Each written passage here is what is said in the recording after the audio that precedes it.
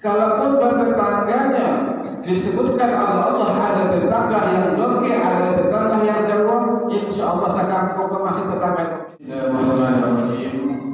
Assalamualaikum warahmatullahi wabarakatuh. Alhamdulillahilladzi hadana lihada wa ma kunna linahtadiya walaula an hadana Allah. Ashhadu an la ilaha illallah wahdahu la syarika lah wa ashhadu anna Muhammadan abduhu wa rasuluh la nabiyya ba'da. Allahumma salli wa sallim wa barik ala sayyidina Muhammad wa ala alihi wa sahbihi wa zurriyyatihi wa man tabi'ahum bi ihsan ila yaumiddin. Fa ya ibadallah, usikum wa iyyakum bittaqullahi faqad faza al-muttaqun. Wa qala Rasulullah sallallahu alaihi ta'ala fil Qur'anil Karim, bismillahirrahmanirrahim, ya ayyuhallazina amanu ittaqullaha wa la tusyriku bihi syai'an wa bil walidayni ihsana. Wa qala Rasulullah sallallahu alaihi wasallam, la yu'minu ahadukum hatta yuhibba li jarihi ma yuhibba li nafsihi. Shadaqallahul azim wa shadaqa rasulul karim. Hadirin hadirat kaum muslimin dan muslimat yang dimuliakan Allah Subhanahu wa taala. Pertama-tama kita panjatkan puja dan puji kita serta syukur kita kepada Allah Subhanahu wa taala yang telah memberikan kita semua limpahan rahmat dan nikmat-Nya, sehingga dengan nikmat itu kita dapat berhadir pada kesempatan yang baik ini dalam rangka pelaksanaan salat maghrib secara berjamaah yang insyaallah akan awak lanjutkan dengan pengajian. Kalau Allah Subhanahu wa taala telah berjanji, la in syakartum la azidannakum, jika kalian bersyukur niscaya aku akan tambahkan nikmatku, dan jika kalian kufur ketahuilah azabku adalah amat pedih. Maka kehadiran awak di syukur di antaranya adalah bentuk syukur.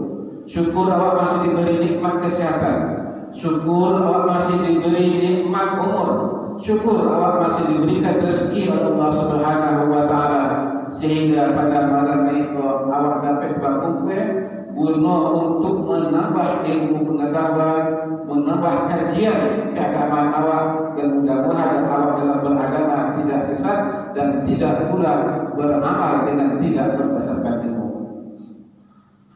Yang kedua, salat dan salam semoga senantiasa tercurahkan kepada Nabi Rasulullah sallallahu alaihi wasallam dengan mengucapkan Allahumma shalli ala sayyidina Muhammad. Mudah-mudahan salawat yang awak sampaikan kepada beliau, Allah akan memberikan syafaat kepada awak di yaumul akhirat. Bahkan Rasulullah sallallahu alaihi wasallam telah menegaskan, siapapun yang bersalat kepada Nabi Muhammad sallallahu alaihi wasallam, setidak-tidaknya ia mendapatkan balasan 10 kali lipat daripada selawat yang disampaikan oleh Allah Subhanahu wa taala kepada Nabi Muhammad sallallahu alaihi wasallam. Bapak dan ibu-ibu yang kami muliakan, kajian awal adalah kajian tentang akhlak. Dalam ayat kami teringat dan terkenal dengan suatu saat dan suatu keadaan, yaitu akhlak dalam bertetangga. Karena bagaimanapun juga awak di kampung itu adalah hakikatnya bertetangga secara keseluruhan. Kalaupun bertetangganya disebutkan oleh Allah ada tetangga yang dekat, ada tetangga yang jauh, insya Allah sakampung masih tetangga dekat semua. Masih ada hubungan antara satu dengan yang lainnya, masih ada hubungan keluarga antara si A dengan si B, antara si C dan si D, begitu selanjutnya. Tapi pertanyaannya adalah, mengapa kita yang hidup dalam satu kampung yang disebut dengan homogen, satu ras atau satu suku, ataupun disebut juga dengan satu kampung, tetapi ketika berhadapan dengan tetangga banyak masalah-masalah yang dijumpai. Tidak saling berketahuan antara satu rumah dengan rumah tetangga lainnya. Itu mungkin boleh waktunya masing-masing kalau dia masing-masing hari pada malam itu. Allah Subhanahu wa taala menegaskan, la yu'minu wallahi la yu'minu ahadukum. Wallah, demi Allah tak beriman seseorang antara kalian. Wallahi la yu'minu, demi Allah tak beriman seseorang antara kalian. Man lam yu'min jarahu bawaqi'ahu. Siapapun yang tidak aman dari dirinya, dari perkataannya, perbuatannya terhadap tetangganya. Bahkan Rasulullah SAW berkata, man kana yu'minu billahi wal yawmil akhir falyukrim jarah. Siapapun yang beriman kepada Allah dan hari akhir, hendaklah ia muliakan tetangganya. Dan Allah dan Rasulullah SAW juga pernah menyampaikan, man kana yu'minu billahi wal yawmil akhir fala yu'dhi jarah. Siapapun yang merasa beriman kepada Allah dan hari akhir, hendaklah dia tidak pernah menyakiti dari tetangganya. Jadi antara iman, kalau kaji dengan iman itu kan mahmul iman. Al-imanu an tu'mina billahi wa kutubihi wa rusulihi wal yawmil akhir wa malaikatihi wal yawmil akhir wa qadarihi khairihi wa syarrihi. Itu kata Rasulullah. Apa itu iman? Iman adalah beriman kepada Allah, iman kepada malaikat, iman kepada rasulnya, iman kepada kitab-kitabnya, iman kepada hari akhir, dan terakhir iman kepada qada dan qadar Allah Subhanahu wa taala. Baik-baik itu baik maupun buruk. Itu iman. Tetapi ketika dihadapkan dengan prinsip-prinsip yang lain, ternyata Islam bukan hanya mengatur keimanan kepada Allah, malaikat, kitab, rasul, hari akhirat dan lain, tapi termasuk juga hubungan antara satu manusia dengan manusia yang lainnya. Itulah dengan bertetangga. Ini kalau kaji yang sudah itu, siapapun yang merasa beriman, hendaklah muliakan tetangganya. Siapapun yang merasa beriman kepada Allah, jangan sakiti tetangganya. Wallahi, tak demi Allah tak beriman seorang jika kelakuannya, mulutnya dan perbuatannya tidak menyelamatkan tetangga daripada dia. Bahkan Rasulullah SAW pernah menyampaikan, ikut kami bacakan sebuah hadis ini, yang mana Rasulullah SAW menyampaikan, ada seorang perempuan yang datang kepada Rasulullah SAW. Ada seseorang datang kepada Rasulullah SAW menyampaikan tentang keberadaan seorang wanita. Ya Rasulullah, dia bertanya, ya Rasulullah, inna fulana, sesungguhnya seorang perempuan, fulana, seorang perempuan. Jadi Nabi tak menyampaikan namanya, langsung sampai fulan atau si fulan. Tapi kalau kata perempuan disebut dengan fulan. Taqumul lail, dia senantiasa bangun pada malam hari. Wa tashumun nahar, dan puasa pada siang hari. Kira-kira puasa apa? Puasa sunnah. Bangun malam, apa yang lakukannya? Apakah sembahyang isya? Tidak, sembahyang tahajud. Inna fulana taqumul laila, senantiasa setiap malamnya bangun untuk salat tahajud, qiyamul lail, wa tashumun nahar, hampir setiap harinya berpuasa. Kemudian Rasulullah berkata lagi, wa tasaddaq, kemudian dia bersedekah, tak pernah berhenti bersedekah, wa ta'mal, dan senantiasa beramal, banyak amalannya. Tetapi ya Rasulullah, wa tu'zi jiranahu, tetapi ia senantiasa menyakiti tetangganya. Dengan apa menyakitinya? Bilisaniha, dengan lidahnya. Jadi si fulan itu menyakiti uang bukan dengan tangan, bukan dengan perbuatan, tapi dengan lidah. Maka Rasulullah SAW, maka Rasulullah SAW menyampaikan, la khaira fiha, tak ada baiknya perempuan itu. La khaira fiha. Jadi awal semaya, berpuasa, bersedekah, bertahlil, berinfak, tapi dengan tetangga daerah, la khaira fiha, tak ada baiknya. Wahia finnar, dan dia masuk ke dalam api neraka. Kemudian Rasulullah SAW menyampaikan dari para sahabat bertanya, qalu wa fulanah tusalli al-maktubah. Tetapi ya Rasulullah, ada pula seorang perempuan yang senantiasa hanya mengerjakan yang sholat yang fardu saja. Wa tasaddaqa biathwari, tetapi bersedekahnya hanya sedikit saja. Wala tu'zi ahadan, tetapi dia ya Rasulullah tak pernah mengazab, tak pernah menyakiti tetangganya. Maka Rasulullah SAW menyampaikan, faqala Rasulullah SAW, hiya min ahlil jannah, dia termasuk penghuninya surga. Akhirnya dilihat makor. Awak sembahyang, awak berpuasa, tetapi dengan tetangga tidak berketahuan, tetapi dengan tetangga tidak saling menyapa, tetapi dengan tetangga tidak saling kunjung mengunjungi antara satu dengan lainnya. Apa? La khaira fiha, tak ada baiknya. Wahia min ahlin nar, dia termasuk daripada penghuni api neraka.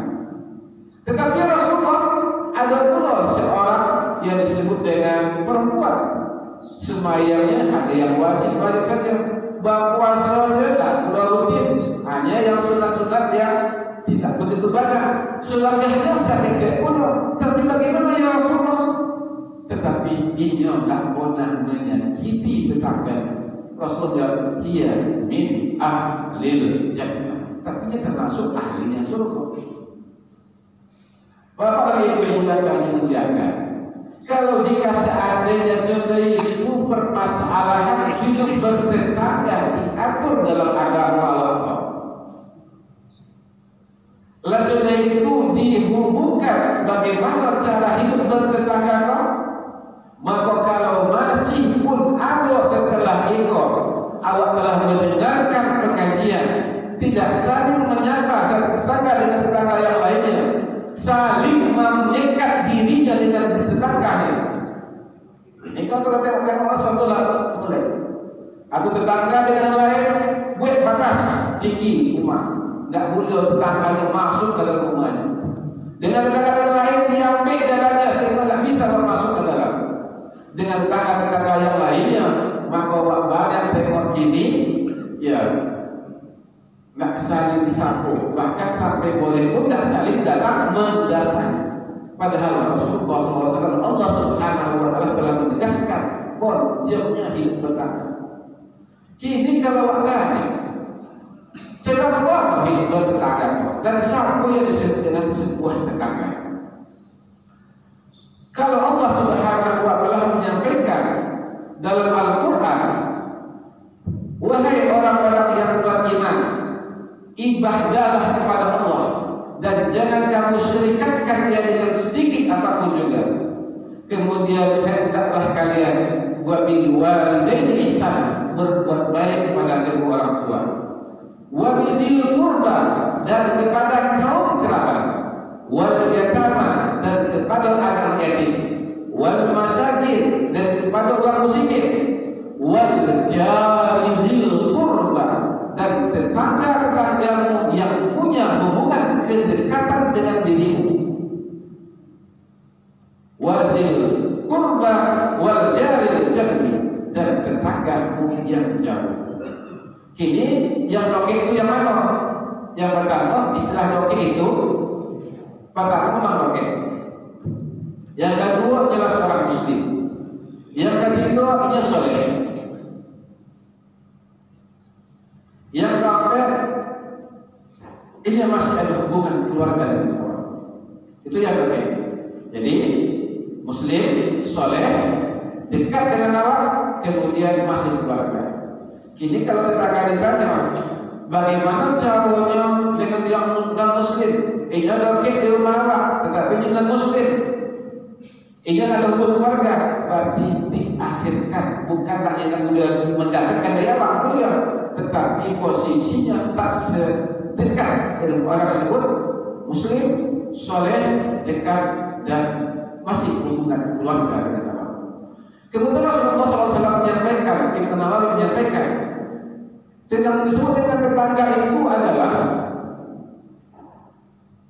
kalau tetangga termasuk golongan tetangga itu sampai puluh ke depan umar wabah, sampai puluh sampai kanan, sampai puluh sampai kiri, sampai puluh ke belakang.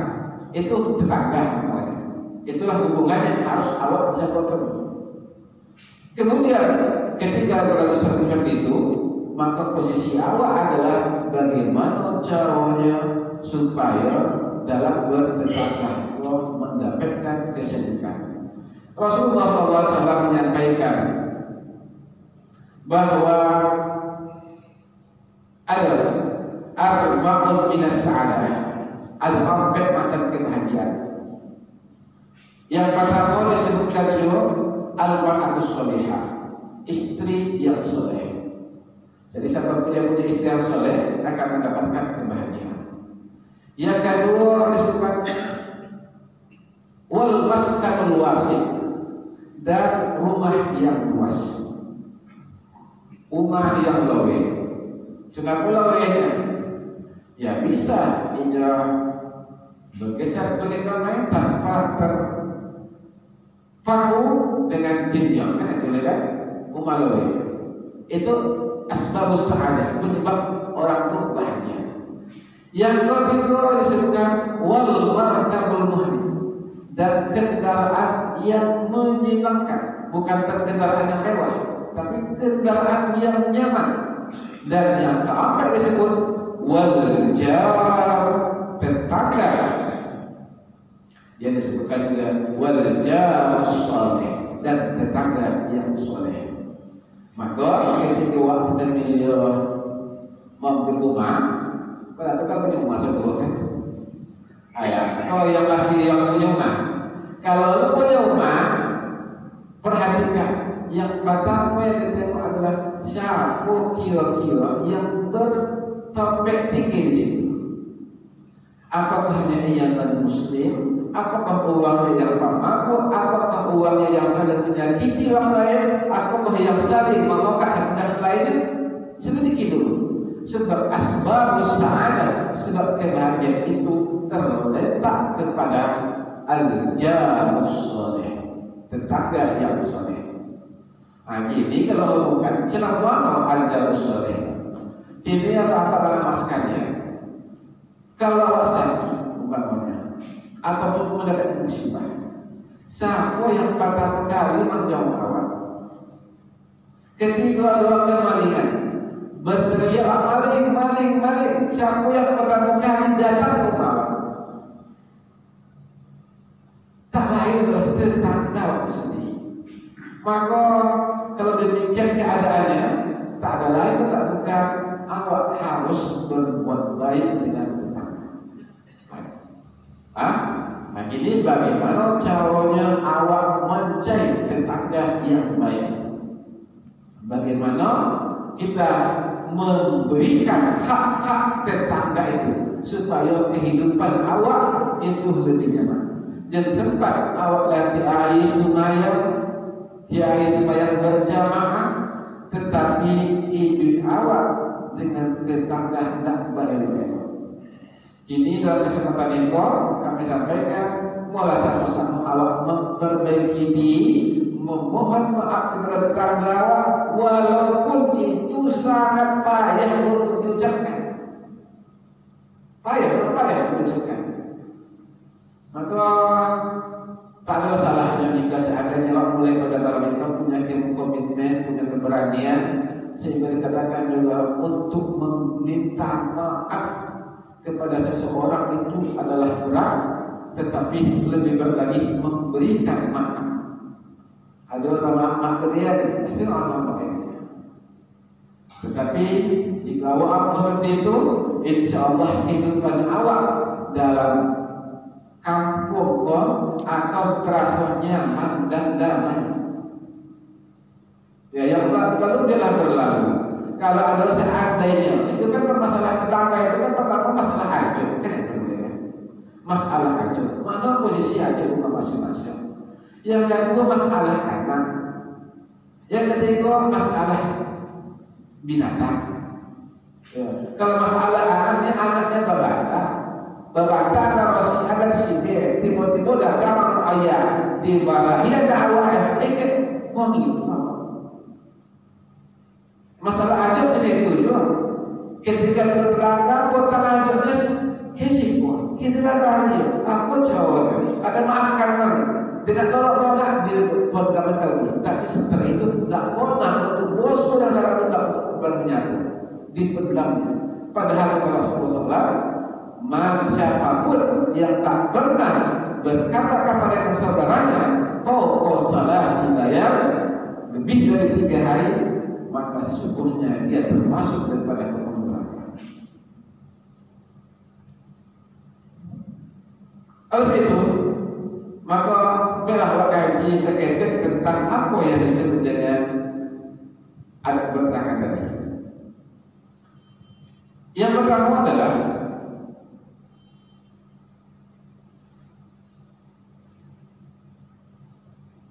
bersikap baik. Kalau bersikap baik tadi dengan tetangga, kalau pelajaran bagi awak, bersikap baik tetangga adalah pertama, wa idza laqitahu fasallim alaihi. Jika kamu bertemu dengannya, ucapkanlah salam kepadanya. Dalam banyak tidak sampaikan salam. Yang kedua, tersenyumlah awak. Tabassumika fi wajhi akhika shadaqah. Senyummu di muka wajah saudaramu itu sedekah. Sedekah rajin dengan binti, tapi termasuk senyuman pun itu adalah berbaik.